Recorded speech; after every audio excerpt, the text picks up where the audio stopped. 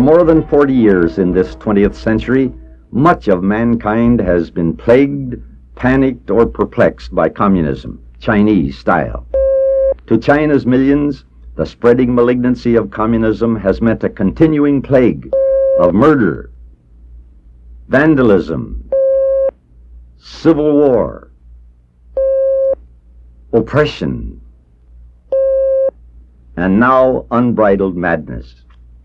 To millions of mainland China's neighbors in Asia, Communist China has exported panic, the Hook Rebellion in the Philippines, genocide in Tibet, the attempted conquest of South Korea, the brief but ominous invasion of India, a nearly successful takeover in Indonesia, the bloodletting in Vietnam, and now the growing insurgency in Thailand. To those in the West caught between absorbing the Marxist-made myths of Chinese communism and the harsh realities of its internal oppression and external aggression, Red China is at least perplexing. Yet much of what the world has come to know of Communist China, its leaders, its motives, and its methods, was blueprinted in microcosm in 1929. In that year, near the city of Nan'anfu in central China, a kidnapping occurred. Held for ransom by relatively unknown bandits were two missionaries, one an American Catholic priest, the other a German Protestant minister, his wife and child. The ransom note was forwarded to the Catholic mission in the district. The note threatened death as the penalty to the kidnapped victims if $20,000 were not forthcoming within 3 days. 1927 was a different day from now, with different attitudes wherever America's citizens were involved. The U.S. consul in Canton rejected the ransom note, demanded action by local authorities, and advised the outlaws that immediate release of their prisoners unharmed was the only acceptable response, or else. Faced with such an ultimatum, the bandits beat a hasty retreat and the kidnapped victims returned to safety. In the years to come, the bandit chieftains were to become better known. Their names, Mao Tse-Tung, and the eventual commander of the Chinese Red Army, Zhu Da. Though denied success in that early effort by a brave American consul, these outlaws employed blackmail, betrayal, and bloodshed over the next 2 decades to win control of mainland China by 1949. Since then, China's 700 million people have suffered under a tyranny not paralleled in modern history.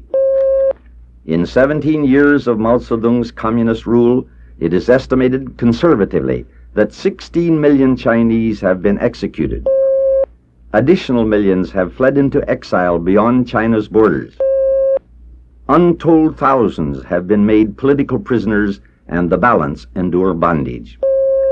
Western propagandists for Mao and his followers have sought to portray communism in China since its inception as a movement of agrarian reformers, idealistically evolving as the wave of the future.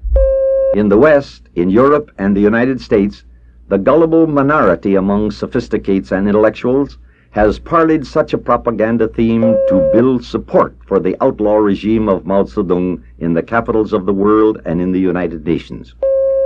But during these years of tyranny, what have the Chinese themselves experienced from the agrarian reformers, from the wave of the future?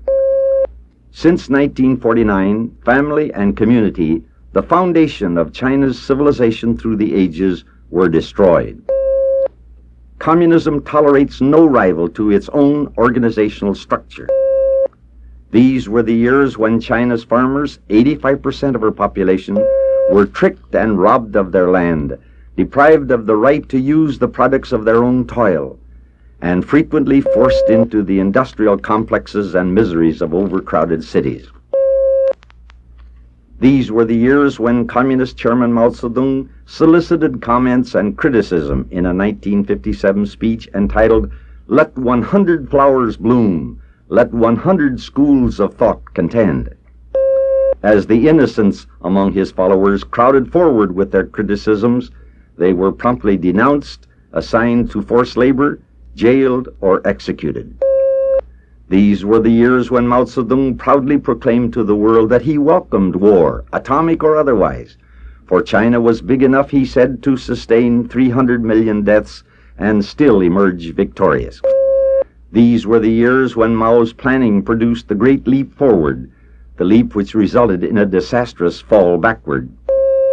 The leap that brought floods and starvation once more to China, forcing thousands to flee to Hong Kong, Taiwan, wherever they could go. In the most recent years, Mao Zedong, seeking to deify himself as all-knowing and all-powerful, destroyed by public purge 250,000 of his own close associates, including top leaders and especially intellectuals, to make room at the top for his successor, Lin Biao. It was Lin Biao, today's commander of the Red Army, who, in September of 1965, blueprinted the planned world revolution, likening Africa, Asia, and Latin America to the peasant masses of the Chinese countryside. These masses, Lin Biao promised, would be organized to envelop, isolate, and ultimately destroy Western Europe and North America, the citadels of alleged imperialism. It is this same Lin Biao who champions the howling mobs of teenage Red Guards to smash the old and establish the new. And it is the Red Guards who, in their turn, have pledged support for an international war of annihilation through subversion, terrorism, and rebellion. Yet, in the face of such organized madness as the world has witnessed on the mainland of China over the years, some of our foremost political intellectuals and intellectual politicians insist that whatever faults the Red Chinese regime may have, they result from our policy with respect to Communist China, not their policy with respect to all human dignity and decency, and all that is reasonable and responsible in dealing with other nations and peoples. In Congress, in newspaper advertisements, at teach-ins, and through the media of radio, television, and the motion picture, we are told in ways both blunt and subtle that Red China should no longer be excluded from the United Nations, that Free China on Taiwan no longer deserves America's support or protection, that it is up to the United States to atone for not offering Red China diplomatic recognition long ago, and for following a policy of resisting its ruthless expansionism in Asia. It is America which must sacrifice its Asian friends and allies. It is America which must abandon fundamental principles of decency, honesty, integrity in seating Communist China in the United Nations. From writer Edgar Snow to writer and movie producer Felix Green, the defenders and advocates of Peking's Red Masters have sought for a quarter of a century and more to make freedom's house, America's house, a house divided. They have ignored the horror and praised the myth to obscure the tyranny of Communist China. So it was in the fall of 1965, when Lin Biao was spelling out his plan for conquering the world, that the world's diplomats, so conditioned to rationalizing nightmares, came closer than ever before to seating Red China and ousting the free world's ally, Nationalist China, from the UN. So it was in 1966 when Red China launched its purge of intellectuals as part of its proletarian cultural revolution, that some of our intellectuals insisted it was America's containment of Communist China that was causing internal frustrations, that it was time we opened our doors to China trade and recognition, and hopefully to peace and disarmament. And while the Red China lobby distributed its propaganda, a 29-year-old member of the Chinese Communist Party, a man who was only 8 years old when Mao Zedong came to power, escaped to the West with a message. Defecting from a Red Chinese trade mission sent to Syria in July of '66, Miao Chen-pai found asylum in the U.S. Embassy and later flew to New York. Miao detailed his 10 years as a faithful adherent of communism, but newsmen who interviewed him expressed greatest interest and reportedly some amazement at the young man's insistence on taking the words and threats of China's Red leaders literally, at their face value. This, said one news account, is in disagreement with the recommendations of many American experts on the Far East, most of whom have not experienced communist rule firsthand. Miao had a further observation, a warning, if you will, that the emergence of Lin Biao as successor-to-be of Mao Zedong means extremist elements in the Communist Party have prevailed over those who favored a more conciliatory line toward both the West and the so-called Soviet revisionists.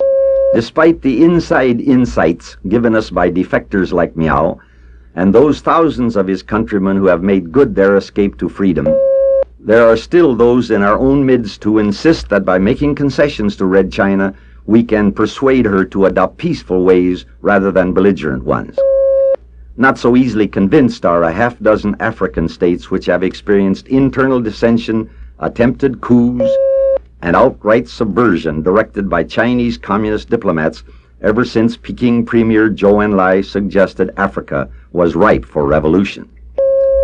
Disenchanted with a wave of the future that brings kidnapping, murder, and sabotage to underdeveloped countries are such Latin American republics as Peru, Guatemala, and Colombia, which have had to wage war against Peking-inspired and financed guerrilla bands. Fortunate it is that in recent months the Chinese communists have suffered a series of reversals that could spell defeat for their world revolution plans. But, as Congressman John Ashbrook of Ohio has noted in his revealing analysis of the Red China lobby, it is our very policy of containment which the Red China lobby so vehemently opposes that has been in no small degree responsible for Red China's setbacks abroad. It is America's forthright policy of helping to block the spread of communism to South Vietnam and Thailand, which, according to President Marcos of the Philippines, has done more than anything else to give free Asian nations the opportunity and the courage to build a better life for their people and to resist the threat of communism. It is America's support for its ally, the Republic of Free China on Taiwan, which has given the governments of Thailand, Malaysia, and Japan the assurance that those who prefer freedom to tyranny in Asia have a staunch and powerful friend in the United States. And it is America's policy of maintaining a powerful deterrent force in the Pacific, in Japan, South Korea, Okinawa, Taiwan, South Vietnam, and Thailand, that today keeps Red China from spreading its cancerous rule throughout the entire Far East. As our ambassador to the United Nations, Arthur Goldberg, has stated on numerous occasions, whenever Communist China chooses to abandon the role of international gangster and becomes a responsible member of the family of peace-loving nations of the world, there will be no further opposition to seating mainland China in the United Nations. But the United States cannot be induced to submit to blackmail by Peking's masters, or to turn against our loyal ally, the Republic of China. Twice in this 20th century, the free world has fought and defeated international outlaws, totalitarian regimes which sought to conquer and subject the world to their tyrannical control. Red China is such an outlaw among nations today, led by those outlaws of the Nanan Fu kidnapping incident mentioned earlier. Can a free world that resisted a Kaiser and a Hitler, a Mussolini, and the Japanese warlords fail to halt the advance of Mao Zedong's China? To feed the hungry dragon that is Communist China today is only to whet its appetite for more. There can be no appeasement. There can be no retreat. There can be no concession until Red China abandons its outlaw behavior, that is, abandons communism. The price of liberty is still eternal vigilance. Freedom still depends on the willingness to defend it. Red China, the outlaw regime, Mao Zedong's regime, must not prevail. Whenever and wherever tyranny prevails, freedom perishes. Whenever and wherever freedom prevails, tyranny perishes. America must stand with the Chinese people against tyranny and for freedom.